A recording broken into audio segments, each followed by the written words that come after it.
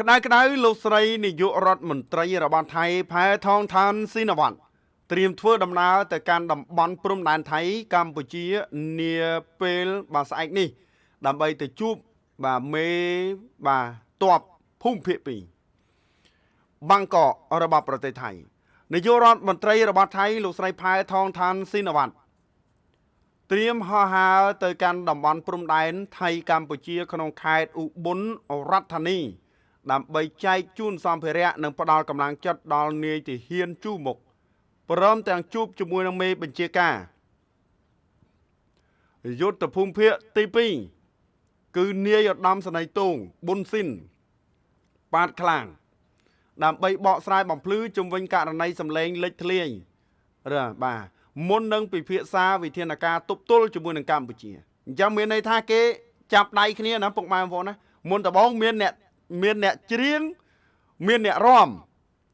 មានអ្នកច្រៀងមានអ្នករាំតែឥឡូវនេះគឺអត់ទេច្រៀងទាំងអស់គ្នាតែម្ដងអញ្ចឹងគេហៅថាសៀមមិនចោលក្បួនមែនណាពុកម៉ែបងប្អូនខ្ញុំសូមជម្រាបកុំទុកចិត្តឲ្យសោះរឿងសៀម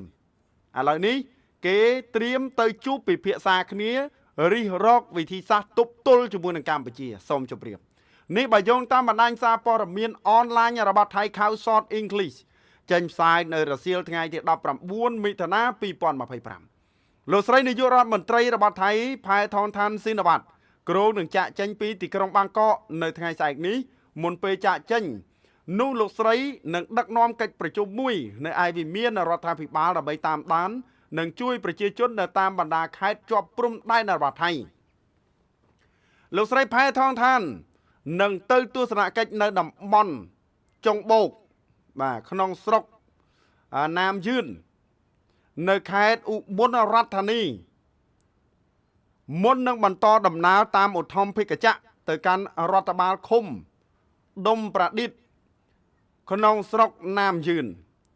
បើតាមបណ្ដាញសារព័ត៌មានអនឡាញរបស់ថៃ Khawsort English ឲ្យដឹងទៀតថាបន្ទាប់មកនៅម៉ោង1រសៀលថ្ងៃស្អែកលោកស្រីនឹងធ្វើដំណើរតាមរថយន្តទៅកាន់មូលដ្ឋានប្រតិបត្តិការ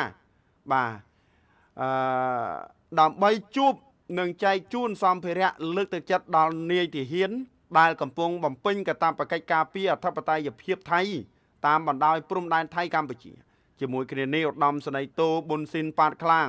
ក៏នឹងចូលរួមក្នុងកិច្ចប្រជុំសន្តិសុខមួយដើម្បីស្វែងរកវិធានការធានាសុវត្ថិភាពព្រំដែនថៃកម្ពុជាសម្រាប់សុវត្ថិភាពខ្ពស់បំផុតផងដែរមុនដំបូងគេប្រឆាំងគ្នាណាមេតបភូមិភាគ2របស់ថៃនឹងគេចង់វាយកម្ពុជាតែផែថងថានស៊ីណាវ៉ាត់នេះគេមកចរចាជាមួយកម្ពុជាថាមិនមានការយល់ព្រមពីរដ្ឋាភិបាលទេដល់ពេលបែកធ្លាយសារសម្លេងសន្ទនាជាមួយនឹងសម្ដេចតេជោឥឡូវនេះបានចេញធាតុពិតថាគេនឹងចាប់ដៃគ្នារិះរកវិធីសាស្ត្រដើម្បីទប់ទល់នឹងកម្ពុជាឃើញទេអញ្ចឹងគឺសម្ដេចតេជោគឺសម្ដេចវៀងវៃមែនតើដឹងមុនតែម្ដងពុកម៉ែបងប្អូនដឹងមុនមើលទៅបែបមិនស្រួលសម្ដេចពិតជារិះរកអ្វីដែលថ្មីហើយលឿន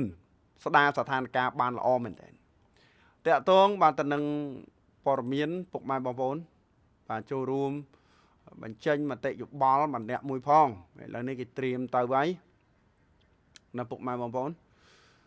ជាចុងក្រោយសូម